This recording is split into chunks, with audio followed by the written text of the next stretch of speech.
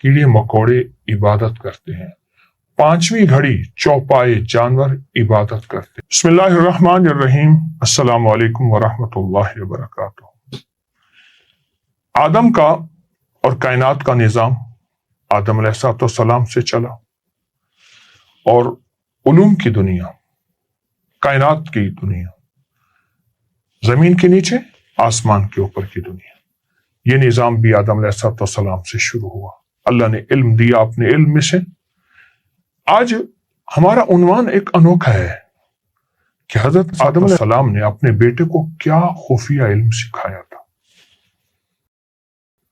हजरत आदम की वसीयत में छुपा हुआ एक ऐसा राज जो आपकी जिंदगी बदल दे, आपके दिन रात की घड़ियां बदल दे, आपके जज्बे बदल दे, आपकी सोचें बदल दे, और आपके गमों का रुख बदलकर खुशहालियों की तरफ ले आए।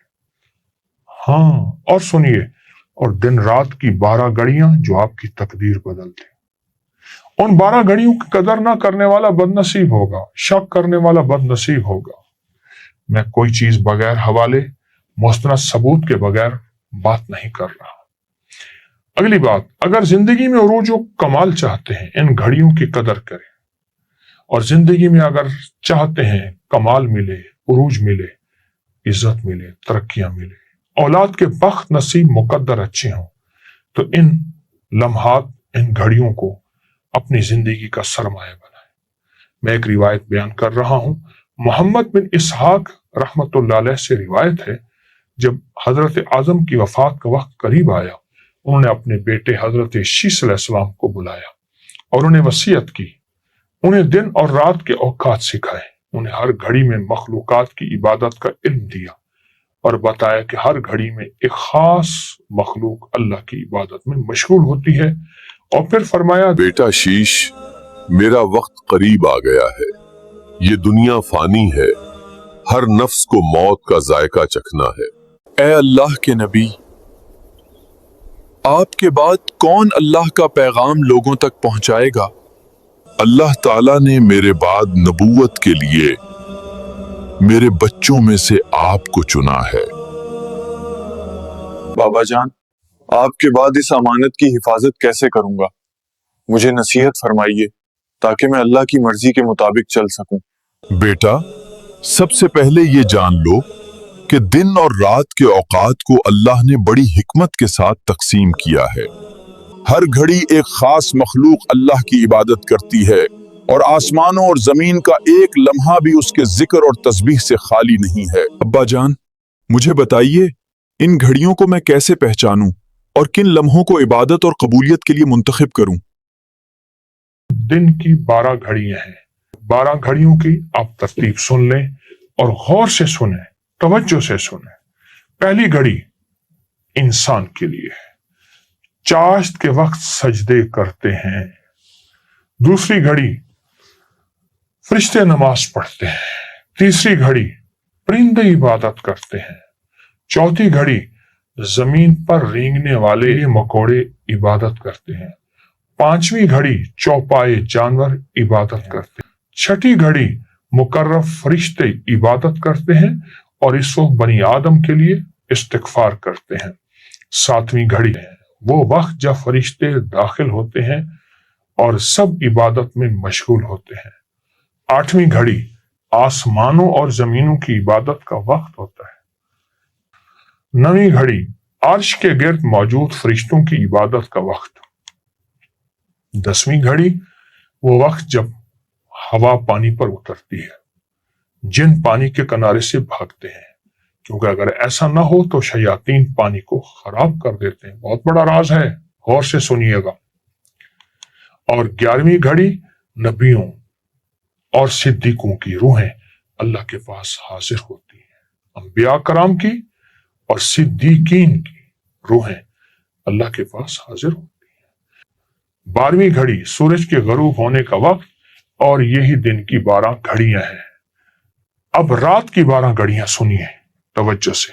पहली घड़ी जिन नमाज पढ़ते हैं, जब तक वो नमाज में होते हैं बनी आदम को तकलीफ नहीं पहुंचाते। दूसरी घड़ी समंदर की मखलूकात इबादत करती है।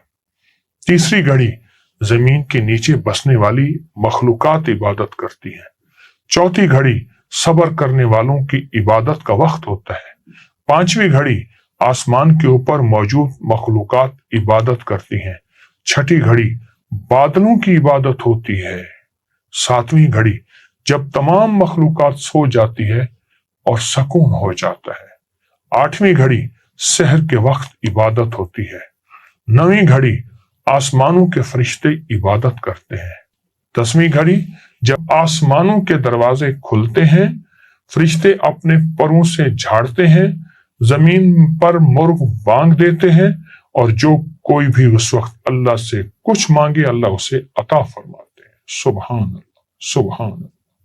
11ویں گھڑی جب زمین کی اندرونی مخلوقات باہر نکلتی ہے، اور 12ویں گھڑی فجر کے وقت رحمان کے لیے نماز ادا کی جاتی ہے۔ یہ حوالہ بہت طاقتور ہے، بہت حیرت انگیز حوالہ ہے کتاب العظمہ کا۔ آئیے اس سے ہم سبق زندگی کا سیکھیں۔ کیا سیکھیں؟ اب آپ ایک چیز غور سے دیکھیں۔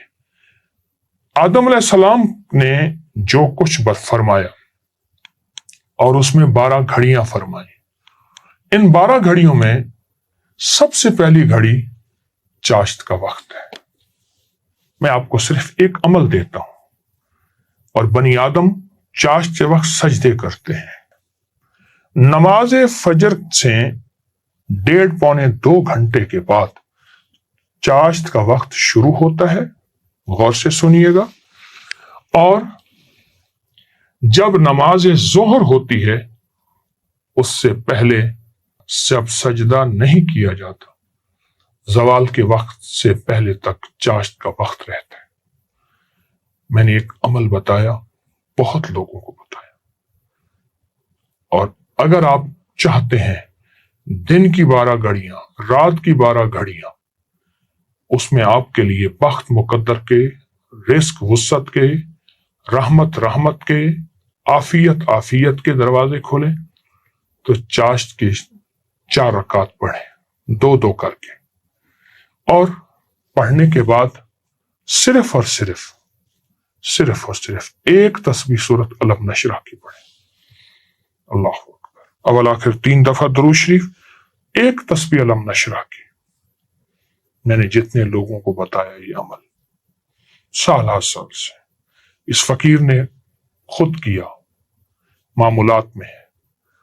ایک تسبیح جو بندہ اس کی پڑھ لے گا، اللہ سے رزق کی جو وسعت مانگے گا ملے گی، جس تکلیف سے نجات مانگے گا ملے گی، جس بیماری سے شفا مانگے گا ملے گی، بے اولادی سے نجات، بے روزگاری سے نجات، بے گھری سے نجات، گھر نہیں، در نہیں، اولاد نہیں، صحت نہیں، رزق نہیں، عافیت نہیں، حادثات ہیں، راہیں بند ہیں، راستے بند ہیں، گلیاں بند ہیں۔ الغرض میں کیا بیان کروں؟ وہ پہلی گھڑی ہے جس میں انسان کے سجدے، وہ ہے چاشت کی گھڑی جو اشراق کے بعد آتی ہے۔ اور اس گھڑی میں جو بندہ نوافل کے بعد ایک تسبیح الم نشرح پڑھے، پر گڑ گڑا کے، بھیکاری بن کے، محتاج بن کے، سائل بن کے، سر جھکا کے، اور عبادتوں کے استحضار اور دل کی کیفیتوں کے استحضار کے ساتھ پڑھے گا، حیرت انگیز دنیا، حیرت انگیز جہان اور برکتوں کا انوکھا نظام دیکھے گا۔ قدردانی شرط ہے، آپ قدردان ہیں۔ آئیں، دن اور رات کی جتنی بھی گھڑیاں ہیں ان سب میں اپنے لیے وہ منوا لیں جو اللہ کے خزانوں میں موجود ہے۔ آپ نہیں منوائیں گے، کرنے والا منوا لے گا، پانے والا پا لے گا۔ ضرور کیجیے۔ جزاک اللہ۔